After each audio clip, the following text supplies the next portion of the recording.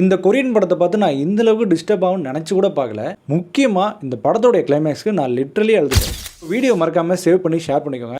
இந்த மாதிரியான மூவி ரெகக்னேஷனுக்கு நம்ம சேனலை தொடர்ந்து ஃபாலோ பண்ணிக்கோங்க. பெடிவில் இந்த படமானது ஒரு கொரியன் படம். இப்போது ப்ரைம் வீடியோவில் தமிழ் டப்பிங்கில் ஸ்ட்ரீம் ஆகிட்டு இருக்கு. இந்த படத்தினுடைய கதையை பொறுத்த வரைக்கும் பார்த்தீங்கன்னா, ஒரு சின்ன தீவில் அங்கே வந்து ஆணாதிக்கமும் கலாச்சாரமும் தலை துவங்கி ஓங்கியிருக்கிற அந்த இடத்துல வந்து பார்த்திங்கன்னா, ஒரு இன்னசென்டான பொண்ணு வந்து ஒரு குடும்பத்தில் வசிக்கிறா. அந்த பொண்ணு வந்து பார்த்திங்கன்னா, அவன் புருஷன் வந்து ரொம்ப கொடுமை பண்ணுவான், அவன் மாமியார் கொடுமை பண்ணுவான்.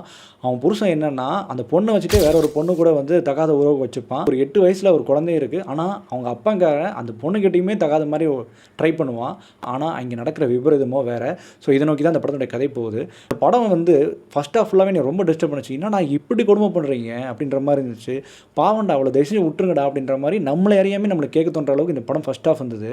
மிக முக்கியமாக இந்த நிலைமை வேறு யாருக்குமே வரக்கூடாதா அப்படின்ற மாதிரி நினைக்கிற அளவுக்கு இந்த படத்துடைய காட்சி அமைப்பு இருந்தது. ரொம்ப ராவாக இருந்தது, ரொம்ப ரியலிஸ்டிக்காக இருந்தது, ரொம்ப பெயின்ஃபுல்லாக இருந்தது. அண்ட் செகண்ட் ஆஃப் எடுத்தோம்னா அப்படியே ஒரு சின்ன அசுரனாக அந்த பொண்ணு மாறிடுவா. ஏன்னா செகண்ட் ஆஃப் இதுக்கான நீதி இதுதான் அப்படின்ற மாதிரி நம்மளுக்கு சொல்ல தோணும். ஆனால் இது படத்தினுடைய கிளைமேக்ஸ் நான் எதிரே பார்க்க ஒரு கிளைமேக்ஸ் இன்னும் இப்படி நடந்துருச்சு அப்படின்ற மாதிரி இருக்கும். முக்கியமாக இந்த படம் வந்து பெண்களுக்கு ஒரு முக்கியமான மெசேஜ் சொல்லுது.